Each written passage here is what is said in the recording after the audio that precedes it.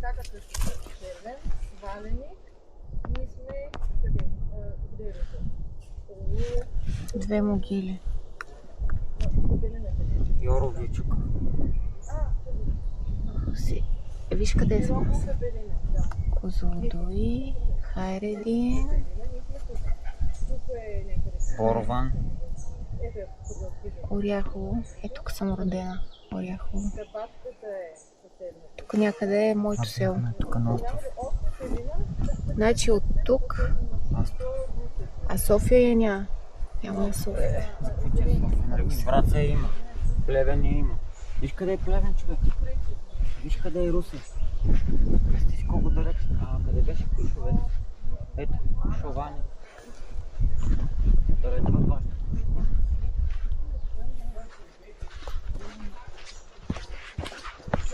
Ето няма да имам да ме дъхат. Орлова чука.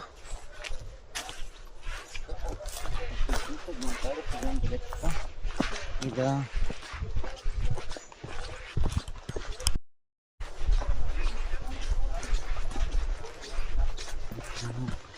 Малко време.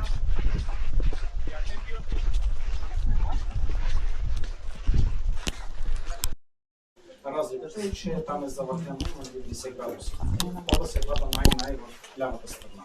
Хоризонтален разрез. Лабиринтен вид е пещерата, заради многото километра е правата ос.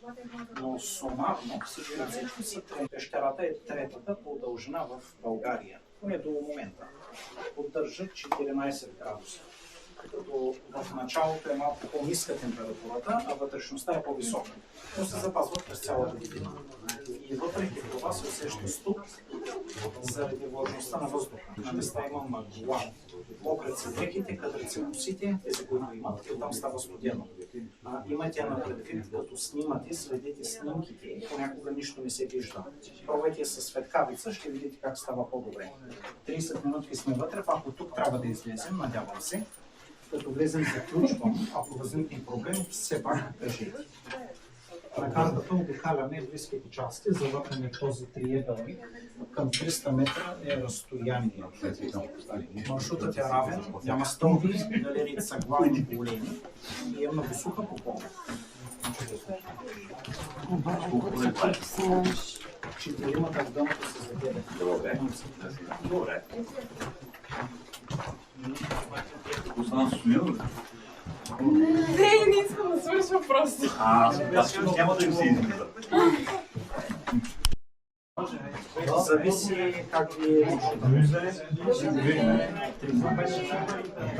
събиваме се на първата галерия, за която лепо навеждаме предимствата на ниски.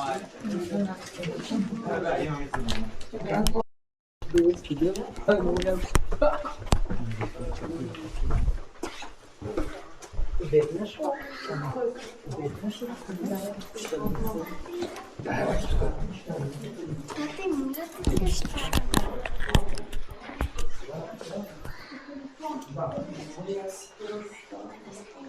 просто усещането е различно, между има предвид 8000 са. Колонията по това време на годината е много навътре за заети. Иначе нощта ми спрашват да се навътре да се хранят. Усетихте ли влагата? Отлично за инхалация, особено на пушачи, доста бързо отказва. Наслужих се на престоя. Да, дишайте тук. 54 метра е инхалация. Чувствам флобата. Вътрешността се развива сегърнисто. Както живите заминават. И дълбоките части са на повече от 75 метра от повърхността. Тази разлика е от външния склон. Докато галериите се движат на едно ниво на хоризонталната скала и оттам е така бяла. На места се среща в сини и жълти шарки, но те са примесите, пластовете и покритията в камъка. Единствено не броите зелените, това се вече е водорасли, фотосинтеза. А вода е от глина. Глината естествено е вода по пещерата, само че представлява нанос. Първоначално не е била тук, тя е донесена в последствие от водата и наводнението. В праисторическо време пещерата е наводнявана многократно, най-често отвътре. От какво? От кал. Кално наводнение. Повече вода, по-малко вода. Отдолу. Това е лично наносът, който вкарване така. Вътре в пещерата, след като се отдърпва водата и е започнало да се трупа на пластове в различните периоди, образувайки един огромен сандвич. Ефективно галериите се ставали по-малки. Докато накрая това, което е останало в пещерата, това, което виждате, е само тавана. И всъщност ние ще ходим само по тавана, като и първите. Това представляват върховете на галериите. Всъщност пещерата е вертикална, те се развива надолу. Обаче заради дигната изглежда като хоризонтално, с копане в хода, сондажи в скока и стигна до 8 метра. Обаче дигната е още. Не стигна до там, където ще ни заради това, защото за мен е най-малко. Две трети пещера, които заредната стигна, до една трета, до едно също. Нещо, което го разменяваме. Спрямо леко, пещерата заминава надолу под нивото на река Червоно банка. В такъв смисъл някои от залите придобиват трицифрен метраж в височина, ако на носи го няма. Какво това? Трицифрен метраж в височина. Размер на галериите, ако длината е няма. Първоначалният вид на пещерата е бил огромен, но вече не е. А преди виждате се сега? По това време на година. Малки или гръз. Знаете, по принцип те се питват. Знаете,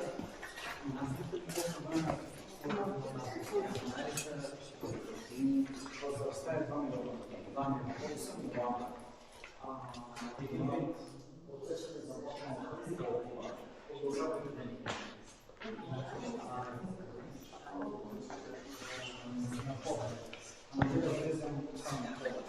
Преди да влезем в дясната страна, като видиш, а когато е чистен ход, да се обясним доста. Скръта пещера. За големите толкова са да се изложена в Природно-научния музей в Руси. Предполагам реплика. Разбира се, пещерата има много особен вид. Не мисля, че има аналог, поне в България. Различно е с различни стени, тавани, малко наподобява намерени са скелети на мечка, на входа. Причината да е така гладка пещерата е била по-различната вода, която е образувала, по-агресивна в случая. Става въпрос за водата на реката. Затворно помещение, без въздушни води, постоянна висока скорост, температура и много бързи. Тя се кани изведнъж заедно, за да не се до шлифоването на камъка толкова много. И не се изглежда като изкуство за главата. Главната посока на движение на този вода е била нагоре. И пещерата като структура е започнала образуването си от най-долната точка нагоре към най-долната. Галериите става по-високо. И същия принцип, както на спелеологията, само че е обърнат на обратно. Водата, блъскайки нагоре, е пробивала пукнатините на камъка, тъй като те са най-слабото място. Разширявала ги и в последствие само ги е сливала, образувайки лабиринта през тях. Пукнатините биват основата. Ако тя ги нямаше, и пещерата нямаше да може да се образува така лесно. Всяка галерия си има главен порог, който се вижда на честото на върха. Тази зала се образува персонажна пукнатина. Или са вертикал или диагонал. Ако направим, разбира се, цялостно сечение, пукнатината ще продължи още много от нас и до повърхността включително. Минава през целия масив. Това важи за повършето. Много е постоянен приток на водата. Пространството е било недостатъчно и се е получило нещо като хидравлична преса. Образували са се десетки хиляди водовъртежа. Всеки един от тях се е намерил някъде място на тавана, понеже е имал постоянство и е започнал да сече окръжност. Оттам тавана е така надупкан. Каквато форма в окръжност се досещате, Тук със сигурност някъде можем да я намерим. Камбаните му си купили спирали, фунии, даже съвредели. Някои изглеждат машинно всякъде. В последствие някои от тези до повърхността, водата всъщност течението и е довело до разширяването на помини. Някои от тези души е по-безопасно, хората се изрегали, защото е доста свободното падане. Хората беше по-умните. Много беше спомената. Централната. Ето е тази. За да не има по-умна, ако нямаше по-умна, нямаше да има също. Както казва, точно България, официалното твърдение за изграждането на пещерата е защото на море. Само за море най-често се назовава. Но има и други обяснения, черно причина, защото вътре в пещерата има речни ануси, но те се срещат между 6 и 8 метра от нас. Срещат се, разбира се, може би цианови животи. Цианят. Надявам се да реша за цианят, защото е много отровен, но съм имал случаи, когато и хората са ми казали, че усещат този бадемова сладка. Разбира се, пещерата е исторични форми, но те са много малки. Повечето галерии на пълно праси. Тази пещера е бедна на исторични форми. Но те също така имат своята особеност. С света, атмосферата и света, пропаднато си правото. И това води до тях. Новите слоеве обаче, където е текло за последност, са чисто бели и изкрящи. Виждате ли как е стъпно? Това е калцит, премесен с силициев диоксид. Разбира се, има и други примеси, не са чисти. И всъщност заради примесите тези образования реагират на ултравиолетовата светлина. Хем са флуоресцентни, хем са фосфоресцентни. Като флуоресцентът светло-синя. На фона. Използване като убежище. Но тук вътре единствените участъци, където се виждат неравни повърхности на камъка, са местата, където са падали тавани. В принцип те си личат. Някои от падналите камъни и цепина също може да е овално. От откриването на пещерата строителища не са се случвали, включително при трусове. Тези са заварени положение, само са разчиствани после да не се пречат. Включително и голямото земетресение 77 година. Вечерта на 4 март, към 9 часа и нещо, тук в пещерата е имало експедиция. И хората тук са изкарали труса.